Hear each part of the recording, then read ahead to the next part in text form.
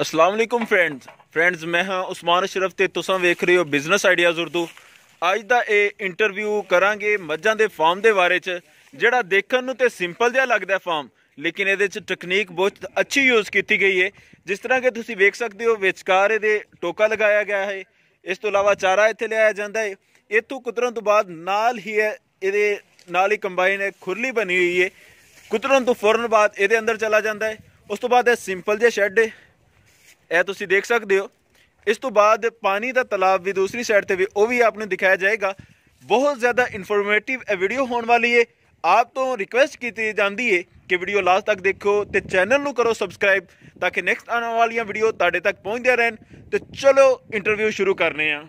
अस्सलाम वालेकुम। वालेकुम अस्सलाम रहमतुल्लाह बरकातहू। सर की हाल है तुहाडा? अल्हम्दुलिल्लाह अल्लाह दी रहमत। माशाअल्लाह। सर आपका की नाम है? मोहम्मद अमीन। अमीन साहब किहड़े इलाके नाल ताल्लुक जे? साडा ताल्लुक तहसील फोडाबाद जिला भावनगर। अच्छा अमीन साहब ए दसो कि मज्जां दी फार्मिंग किन्ने सालों तो पे करदे हो? साडे जी वालदैन तो शुरू तो करदे सी कि जिन्नी होश संभाली सी करदे। तुसीं भी बचपन तो करदे पे हो। अच्छा दसो कि मज्जां दे काम विच अज तक किहड़ियां-किहड़ियां मुश्किलां दा सामना करना पिया? मुश्किलां तो होर ते कोई नहीं, एक दो दफा ना गल घुट दा कोई मसला बनया ते होर ते कोई मसला नहीं। अल्हम्दुलिल्लाह अल्लाह दी बड़ी रहमत होई है माशाअल्लाह। अच्छा अगर मैं पूछां कि तुसीं इन्ने सालां दा बचपन तू की खोया ते की पाया? जी अल्हम्दुलिल्लाह एक साल सा नुकसान आया सी। अच्छा। मज्जां दा 4 मज्जां दा नुकसान कद नाल होया सी? वो सिर्फ ना गया वायाबादी की वजह तो। अच्छा ते हुण बायोबादी नाल किवें निपटदे हो? हम वायाबादी ने मसाले मसूले दिंदे रही दिन। अच्छा। उसकी वजह तो फिर अल्लाह दी रहमत है। अच्छा ਇਹ ਦੱਸੋ ਕਿ ਸਰ ਇੰਨਿਆਂ ਸਾਲਾਂ ਦੇ ਵਿੱਚ ਇਸ ਕੰਮ ਦੀ ਸਭ ਤੋਂ ਵੱਡੀ ਮੁਸੀਬਤ ਸਮਝੀ ਜਾਂਦੀ ਹੈ ਲੇਬਰ। ਤੁਹਾਡੀ ਲੇਬਰ ਨੇ ਤੁਹਾਨੂੰ ਤੰਗ ਨਹੀਂ ਕੀਤਾ? नहीं जी अल्हम्दुलिल्लाह साडी लेबर कुछ असीं आप में आपदी मदद करने। अच्छा। ਤੇ ਕੁਛ ਨਾਲ ਇੱਕ ਦੋ ਮੁਲਾਜ਼ਮ ਨਾਲ ਰੱਖ ਲਈ ਦਿਨ ਮੱਝਾਂ ਪਾ ਲਈਏ। ਅੱਛਾ ਅਮੀਨ ਸਾਹਿਬ ਬੜੀਆਂ ਸੋਹਣੀਆਂ ਗੱਲਾਂ ਕਰਦੇ ਪਿਓ। ਮੈਂ ਥੋੜੀ ਜੀ ਇਲਤਮਾਸ ਕਰਾਂਗਾ ਥੋੜਾ ਜਿਹਾ ਉੱਚਾ ਬੋਲੋ ਤਾਂ ਕਿ ਆਵਾਜ਼ ਕਲੀਅਰ ਆਏ। ਇਹ ਦੱਸੋ ਕਿ ਤੁਸੀਂ ਜਦੋਂ ਸਟਾਰਟ ਕੀਤਾ ਸੀ ਬਾਪ ਦਾਦਾ ਤੋਂ ਉਦੋਂ ਕਿੰਨੇ ਜਾਨਵਰ ਹਨ ਤੇ ਅੱਜ ਤੁਹਾਡੇ ਕੋਲ ਕਿੰਨੇ ਜਾਨਵਰ ਨੇ? ਜਦੋਂ ਬਾਪ ਦਾਦੇ ਤੋਂ ਬਾਅਦ ਇੱਕ ਦਫਾ ਸਾਡੇ ਕੋਲ ਖਤਮ ਹੋ ਗਏ ਸੀ। ਅੱਛਾ। ਉਸ ਤੋਂ ਬਾਅਦ ਫਿਰ ਸਟਾਰਟ ਕੀਤਾ ਨੇ ਸਾਨੂੰ 2008 ਸ਼ੁਰੂ ਕੀਤਾ ਸੀ। ਅੱਛਾ। ਇਸ ਟਾਈਮ ਤਕਰੀਬਨ ਸਾਡੇ ਕੋਲ 35-40 ਜਾਨਵਰ ਨੇ। 35-40 ਜਾਨਵਰ ਨੇ।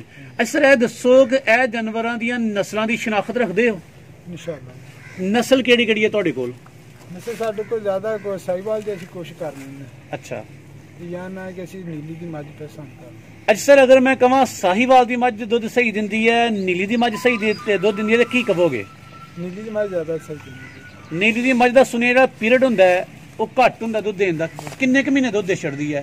जो दी एवरेज ज्यादा हो जाए तो फिर थोड़ी जरूरत नहीं देती। Very good. तो सर साहिवाल की मझ किन्ने क महीने दुध दिंदी है? वो तकरीबन 2-2.5 महीने भाई दी है। अच्छा। उस तो बाद तकरीबन दुध दिंदी, यानी कि 2-2.5 महीने दुध नहीं दिंदी, बाकी दिंदी रहती है। ठीक। सर अं साहिवाल भी जा रहे हैं। इस तो बाद फिर नीली की जी मझ है ये इलाके भी दसो कि नीली की मझ लैन वास्ते किहड़े इलाके का रजू करना चाहिए? ਉਹਦੇ ਚ ਵੀ ਜਿਹੜੀ ਨੀਲੀ ਦੀ ਮੱਝ ਹੈ ਨਾ ਜਾਣਾ ਚਾਹੀਦਾ ਦੂਸਰੇ ਦੀ ਮੰਡੀ ਚੱਲ ਜਾਓ ਜੀ, ਤੇ ਜਾਂ ਦੂਸਰੇ ਦੀ ਦਰਿਆ ਦੀ ਭਾਵਨਗਰ ਦੇ ਅਗਲੇ ਪਾਸੇ ਮਿੰਚਣਾਬਾਦ ਦੀ ਮੰਡੀ ਲੱਗਦੀ ਹੈ। ਅੱਛਾ ਮੀਨ ਸਾਹਿਬ ਸੁਣਿਆ ਮੰਡੀਆਂ ਵਿੱਚ ਫਰਾਡ ਬੜੇ ਹੁੰਦੇ ਨੇ, ਡੇਰਿਆਂ ਤੇ ਜਾਣਾ ਚਾਹੀਦਾ, ਤੁਸੀਂ ਕੀ ਕਹੋਗੇ? ਇਹ ਨਸੀਬਾਂ ਦੇ ਬਾਤ ਹੈ। ਅੱਛਾ ਚਲੋ ਜੋ ਮੇਰੀ ਚੀਜ਼ ਹੈ ਨਾ ਨਸੀਬ ਹੋਵੇ ਨਾ ਅੱਛਾ ਜੀ ਤੇ ਕਦੀ ਵੀ ਪਰੇਸ਼ਾਨੀ ਨਹੀਂ ਬਣਦੀ ਜੀ। ਬਾਜ਼ ਦਫਾ ਬੰਦੇ ਬੜੇ ਸਿਆਣੇ ਹੁੰਦੇ ਨੇ ਲੇਕਿਨ ਫਿਰ ਵੀ ਮਾਰ ਖਾ ਜਾਂਦੇ ਨੇ, ਕੁਝ ਗੱਲ ਮੁਕੱਦਰਾਂ ਦੀ ਵੀ ਹੁੰਦੀ ਹੈ ਨਸੀਬਾਂ ਤੇ ਜੀ ਜੀ। ਅੱਛਾ ਇਹ ਦੱਸੋ ਕਿ ਜਦੋਂ ਮੱਝ ਲੈਣ ਜਾਓ, ਚਲੋ ਮੰਡੀਆਂ ਵਿੱਚ ਹੀ ਲੈਣ ਗਏ ਅਸੀਂ, ਮੰਡੀਆਂ ਵਿੱਚ ਕਿਹੜੀਆਂ ਚੀਜ਼ਾਂ ਦਾ ਧਿਆਨ ਰੱਖਣਾ ਚਾਹੀਦਾ ਹੈ ਮੱਝ ਲੈਣ ਲੱਗਿਆਂ? ਖਾਸ ਕਰਕੇ ਤੇ ਥਣ ਦਾ ਵਾਧਾ ਘੱਟ ਦਾ ਵੇਖ ਲਓ ਵੀ ਉੱਚਾ ਨੀਵਾਂ ਨਾ ਹੋਵੇ। ਉੱਚਾ ਨੀਵਾਂ ਥਣ ਨਹੀਂ ਹੋਣਾ ਚਾਹੀਦਾ? ਠੀਕ ਹੋਣੀ ਚਾਹੀਦੀ। Very good.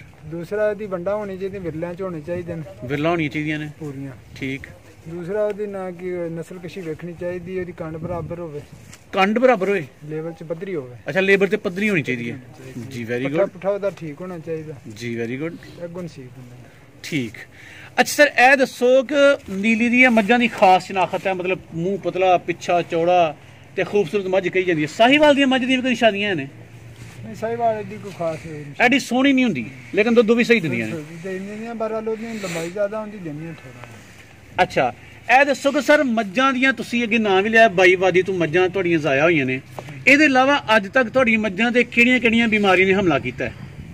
ਕੁਛ ਕਦਰ ਗਲਘੋਟੂ ਆ ਜਾਂਦਾ। ਗਲਘੋਟੂ ਤੇ ਉਸ ਤੋਂ ਬਾਅਦ ਜਾਂ ਜ਼ਿਆਦਾ ਬਾਇਆਬਾਦੀ ਦੀ ਬਹੁਤੀ ਮਸਲਾ ਬਣਦਾ, ਇਹਦੇ ਵਜ੍ਹਾ ਤੋਂ ਥਣ ਬੰਦ ਹੁੰਦੇ ਨੇ ਵਾਇਆ ਆਬਾਦੀ ਦੀ ਵਜ੍ਹਾ ਤੋਂ ਹੀ ਸਾਨੂੰ ਨਾ ਕਿ ਮਸਲੇ ਕੀ ਬਣ ਜਾਂਦੇ ਨੇ, ਵਾਇਆ ਥਣ ਵੀ ਵੇਦਾ ਵੀ ਰੁਕ ਜਾਂਦਾ। ਅੱਛਾ, ਸਭ ਤੋਂ ਵੱਡਾ ਮਸਲਾ ਬਾਇਆਬਾਦੀ ਦਾ ਹੈ। ਤੇ ਸਰ ਇਹਨੂੰ ਹੁਣ ਨਿਪਟਣ ਵਾਸਤੇ, ਇਹਦੇ ਕੋਲ ਬਚਣ ਵਾਸਤੇ ਕੋਈ ਮਸਾਲੇ ਦਿੰਦੇ ਹੋ? ਅਸੀਂ ਸਿਰ ਲਾਲ ਮਿਰਚ, ਅਦਰਕ ਜੀ, 2 ਚੀਜ਼ਾਂ ਦਿੰਦੇ। ਲਾਲ ਮਿਰਚ ਤੇ ਅਦਰਕ ਸਰ ਦੇਣ ਦਾ ਤਰੀਕਾ ਵੀ ਦੱਸੋ ਕਿਸਾਨਾਂ ਨੂੰ। ਅਸੀਂ ਤੇ ਇਹਦਾ ਇੱਕ ਕੀ ਕਰਨੇ ਆ ਜੀ, ਲਾਲ ਮਿਰਚ ਹੋ ਗਈ ਜੀ, ਇਸ ਟਾਈਮ ਸਿਆਲ ਦੇ ਵਿੱਚ ਕਾੜਾ ਬਣਾ ਕੇ ਦੇਈਦਾ ਜੀ, ਵਿੱਚ ਨਮਕ ਪਾ ਲਿਆ, ਵਿੱਚ ਦੂਜਾ ਪਾ ਲਿਆ ਜਾਂ ਪਨੀਰ ਪਾ ਲਈਦਾ, ਪਾ ਕੇ ਉਬਾਲ ਕੇ ਜੀ, ਉਹ ਨਾਲ ਦੁੱਧ ਨਾਲ ਕੇ ਦੇ ਦਿੰਦੇ। ਤੇ ਸਰ ਕਿੰਨੇ ਕ ਦਿਨ ਦੇਈਦਾ ਹੈ ਜਾਂ ਕਿੰਨੀ ਦੇਰ ਬਾਅਦ ਦੇਈਦਾ ਹੈ? ਤਕਰੀਬਨ ਅਸੀਂ ਤੇ 8 ਦਿਨ ਦੇ ਦਿੰਦੇ। ਸਰ ਇਹਦੇ ਇਲਾਵਾ ਮਸਾਲਾ ਅੱਗੇ ਪਿੱਛੇ ਹਵਾਸੀ ਟੀਕੇ ਵੀ ਲਾਉਂਦੇ ਹੋ ਗਲਗੋਟੂ ਦੇ? ਉਹ ਤੇ ਡਾਕਟਰ ਆਪੇ ਆਣ ਕੇ ਲਾ ਆਪੇ ਆ ਕੇ ਲਾਉਂਦਾ ਹੈ। ਅੱਛਾ, ਖੁਰਾਕ ਜਾਨਵਰਾਂ ਦੀ, ਜਿਸ ਤਰ੍ਹਾਂ ਇਨਸਾਨ ਨੂੰ ਆਪਣੀ ਸਿਹਤ ਦੀ ਬੜੀ ਫਿਕਰ ਰਹਿੰਦੀ ਹੈ, ਜਾਨਵਰਾਂ ਦੀ ਸਿਹਤ ਦੀ ਫਿਕਰ ਕਰਨਾ ਵੀ ਸਾਡੀ ਜ਼ਿੰਮੇਵਾਰੀ ਹੈ। ਇਹ ਦੱਸੋ ਕਿ ਜਾਨਵਰਾਂ ਦੀ ਸਿਹਤ ਬਿਹਤਰ ਬਣਾਉਣ ਵਾਸਤੇ ਤੁਸੀਂ ਇਹਨਾਂ ਨੂੰ ਕੀ ਖਿਆਉਂਦੇ ਪਿਆਉਂਦੇ ਹੋ? ਅਸੀਂ ਕਮਾ ਦੇ ਵੀ ਕਿ ਪੈਲੀ ਬੀਜ ਲਈਦੀ ਹੈ। ਅੱਛਾ, ਕੋਈ ਤੂੜੀ ਦਾ ਕੋਸ਼ਿਸ਼ ਜ਼ਿਆਦਾ ਕਰੀਦੀ, ਤੂੜੀ ਸਿਆਲ ਦੇ ਵਿੱਚ ਸੁੱਕਾ ਜ਼ਿਆਦਾ ਹੋਵੇ ਤੇ ਜਾਨਵਰ ਸਿਹਤਮੰਦ ਰਹਿੰਦਾ ਹੈ। ਅਮੀਨ ਸਾਹਿਬ, ਤੁਹਾਡਾ ਮਾਸ਼ਾਅੱਲਾ ਬਚਪਨ ਤੋਂ ਤਜਰਬਾ ਹੈ, ਤੁਹਾਨੂੰ ਪੁੱਛਣਾ ਚਾਹਾਂਗਾ ਕਿ ਮੱਝਾਂ ਦਾ ਦੁੱਧ ਵਧਾਉਣ ਦਾ ਕੋਈ ਨੁਸਖਾ ਦੱਸੋ। ਮੱਝਾਂ ਦਾ ਦੁੱਧ ਵਧਾਉਣ ਦਾ ਇੱਕੋ ਹੀ ਤਰੀਕਾ ਜੇ ਉਹਨੂੰ ਚੀਨੀ ਤੇ ਨਮਕ, ਚੀਨੀ ਤੇ ਨਿੰਬੂ ਦੇ ਦਿਓ। ਚੀਨੀ ਤੇ ਨਿੰਬੂ, ਵੈਰੀ ਗੁੱਡ। ਪਹਿਲੇ ਫਾਰਮਰ ਜਿਹੜਾ ਨੁਸਖਾ ਦੱਸਦੇ ਪਏ ਹੋ, ਇਹ ਦੇਣ ਦਾ ਤਰੀਕਾ ਵੀ ਕੀ ਜੇ? ਕੋਈ ਵੀ ਨਹੀਂ ਜੀ, ਉਹਨਾਂ ਨੂੰ ਤਾਂ ਵਿੱਚ ਗ੍ਰਾਈਂਡਰ ਕਰਕੇ ਤੋਂ ਮੱਝ ਨੂੰ ਦੇ ਦਿਓ। ਕਿੰਨੀ ਮਿਕਦਾਰ ਵਿੱਚ? ਤਕਰੀਬਨ ਅੱਧਾ ਕਿਲੋ ਚੀਨੀ ਹੋਵੇ, ਅੱਛਾ, ਅੱਧਾ ਕਿਲੋ ਨਿੰਬੂ ਹੋਵੇ, ਗ੍ਰਾਈਂਡਰ ਕਰਕੇ ਤੇ 24 ਘੰਟਿਆਂ ਬਾਅਦ ਦੇ ਦਿਓ। Very good. 24 ਘੰਟਿਆਂ ਬਾਅਦ ਦੇਣਾ ਚਾਹੀਦਾ। ਤੇ ਇਹ ਹਰ 24 ਕਿੰਨੇ ਕੁ ਦਿਨ ਦੇਣਾ ਚਾਹੀਦਾ ਕੁਲੀਆ? 3 ਜਾਂ 4 ਦਫਾ। 3-4 ਦਿਨ। ਅੱਛਾ ਸਰ, ਅਸੀਂ ਵੇਖਣੇ ਪਏ ਹਾਂ ਤੁਹਾਡੇ ਸ਼ੈੱਡ ਦੀ ਵੰਡ ਡਿਜ਼ਾਈਨ, ਅਸੀਂ ਬੜੇ ਫਾਰਮ ਵੇਖੇ ਨੇ, ਲੇਕਿਨ ਦਿਲ ਯਕੀਨ ਕਰੋ ਰੂਹ ਖੁਸ਼ ਹੋਈ ਹੈ। ਤੁਹਾਡੀ ਵੰਡ ਬੜੀ ਪਿਆਰੀ ਹੈ। ਇਹ ਟੋਕਾ ਤੁਹਾਡਾ, ਉਹ ਦਰਮਿਆਨ ਵਿੱਚ ਪਾਣੀ ਵਾਲਾ ਹੌਜ਼ ਆ, ਫਿਰ ਪਰਾਂ ਤੁਹਾਡਾ ਤਲਾਅ ਹੈ, ਗਰਮੀਆਂ ਵਾਲਾ ਸ਼ੈੱਡ ਦਾ ਡਿਜ਼ਾਈਨ ਬੜਾ ਪਿਆਰਾ ਹੈ। ਇਹ ਡਿਜ਼ਾਈਨ ਦਾ ਖਿਆਲ ਕਿੱਥੋਂ ਆਇਆ ਸੀ? ਅੱਲਾਹ ਪਾਕ ਨੇ ਦਿੱਤਾ। ਅੱਛਾ, ਇਹ ਕਿੰਨੀ ਦੇਰ ਪਹਿਲਾਂ ਤਮੀਰ ਕੀਤਾ? ਹਜੇ ਮੈਨੂੰ 1.5 ਸਾਲ ਹੋ ਗਿਆ ਤਮੀਰ ਕੀਤੇ ਨੂੰ। ਅੱਛਾ, 2 ਸਾਲ ਲੱਗੇ ਸੀ ਇਹਨੂੰ ਸੋਚਣ 2 ਸਾਲ ਲੱਗੇ ਨੇ ਤੇ 1.5 ਸਾਲ ਹੋ ਗਿਆ। ਅੱਛਾ, ਕਿੰਨਾ ਕੁ ਖਰਚਾ ਕਰ ਬੈਠੇ ਸੋ? ਇਹ ਤਾਂ ਤਕਰੀਬਨ 11 ਲੱਖ। 11 ਲੱਖ। ਅੱਛਾ ਸਰ, ਕਿੰਨੀ ਕੁ ਜਗ੍ਹਾ ਤੇ ਇਹਦੇ ਤੇ ਕਿੰਨੇ ਕੁ ਜਾਨਵਰ ਰੱਖੇ ਜਾ ਸਕਦੇ ਨੇ? ਇਹਦੇ ਜਗ੍ਹਾ ਜਾਨਵਰ ਜਿਹੜਾ ਨਾ ਤਕਰੀਬਨ 80 ਤੋਂ 100 ਤੱਕ। 80 ਤੋਂ 100 ਜਾਨਵਰ ਰੱਖਿਆ ਜਾ ਸਕਦਾ ਹੈ। ਤੁਸੀਂ ਜਾਨਵਰ ਵਧਾਓਗੇ ਜਾਂ ਘਟਾਓਗੇ? ਇਨਸ਼ਾਅੱਲਾ ਵਧਾਵਾਂਗੇ। ਵਧਾਓਗੇ। ਅੱਛਾ ਸਰ, ਸਰਦੀਆਂ ਵਿੱਚ ਤੇ ਗਰਮੀਆਂ ਵਿੱਚ ਜਾਨਵਰਾਂ ਨੂੰ ਪਾਲਣਾ ਸਾਂਭਣਾ ਗਰਮੀਆਂ ਵਿੱਚ ਔਖਾ ਸਮਝਦੇ ਹੋ ਜਾਂ ਸਰਦੀਆਂ ਵਿੱਚ? ਸਰਦੀਆਂ 'ਚ ਔਖਾ। ਸਰਦੀਆਂ ਵਿੱਚ ਔਖਾ ਹੈ।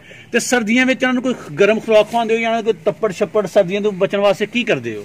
ਸਾਡਾ ਤੇ ਘੁੱਟ ਦੇ ਦਿੰਦੇ ਆ ਤੇ ਜਾਂ ਗਰਮ ਖੁਰਾਕ ਦਿੰਦੇ। ਸਰ, ਸਾਰਾ ਦਿਨ ਤੁਹਾਡੇ ਜਾਨਵਰਾਂ ਦੀ ਰੂਟੀਨ ਕੀ ਹੈ? ਜਾਨਵਰ ਇੱਥੇ ਰਹਿੰਦੇ ਨੇ, ਖੁਰਲੀ ਤੇ ਕਿੰਨੇ ਵਾਰੀ ਆਉਂਦੇ ਨੇ, ਪਾਣੀ ਛੱਡਣ ਦਾ ਸਾਰਾ ਸਿਸਟਮ ਦੱਸਿਓ ਜ਼ਰਾ। ਸਰਦੀ ਵਿੱਚ ਵੀ ਜ਼ਿਆਦਾ ਤੋਂ 5 ਤੋਂ 6 ਵਾਰੀ ਪਾਣੀ ਜਾਨਵਰ ਪੀਂਦਾ, ਥੋੜਾ ਪੀਂਦਾ ਜੀ।